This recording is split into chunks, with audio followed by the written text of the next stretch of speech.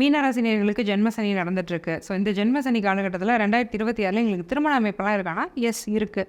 ஜென்ம சனி கண்டிப்பாக திருமணத்தை கெடுக்க மாட்டார். ஆனால் 7ஆம் இடத்த சனி தன்னுடைய கஸ்டடியில் வச்சுருக்கிறாரு. 7ஆம் பார்வையாக ஸ்ட்ரைட்டாக பார்த்துட்ருக்கிறாரு 180 டிகிரியில்.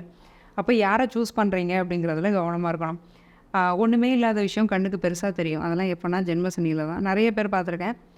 ஒரு குவாலிட்டியுமே இல்லை மேம், என் பொண்ணு வந்து போய் லவ் பண்ணியிருக்கா, என் பையன் வந்து லவ் பண்ணியிருக்கான், டாக்ஸிக்காக இருக்குன்னு தெரியுது, அந்த ரிலேஷன்ஷிப்லேருந்து வெளியில் வரமாட்டிக்கிறாங்க. இந்த ட்ராப்லலாம் போய் மாட்ட வைக்கிறது சனி.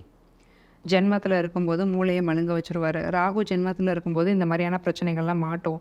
அப்போது ஏதாவது ஒரு விஷயம் தப்பாக படுது அப்படின்னா வாழ்க்கையை காப்பாற்றிக்கிறது நல்லது. அல்லது முக்கிய முடிவுகளான திருமணத்தை எடுக்காமல் ஒத்தி போடுங்க. இங்கே ஏதோ பார்ட்னர் தப்பாக இருக்கிறாங்கன்னு தெரியுதுன்னா இந்த வருடம் திருமணம் வேண்டாம், அடுத்த வருஷம் நல்ல முடிவு எடுக்க முடியும்.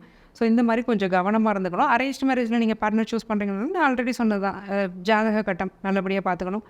சில பேருக்கு இந்த ஜென்ம சனி பீரியட்லலாம் தப்பான time, date of birthday alliance வீட்டிலேருந்து கிடைக்கிறதுக்கு வாய்ப்பு இருக்குது. அப்போ வந்து ஒரு க்ராஸ் செக் பண்ணி அந்த குடும்பத்தை பற்றி விசாரிச்சுக்கிட்டு உள்ளே போகிறது நல்லது.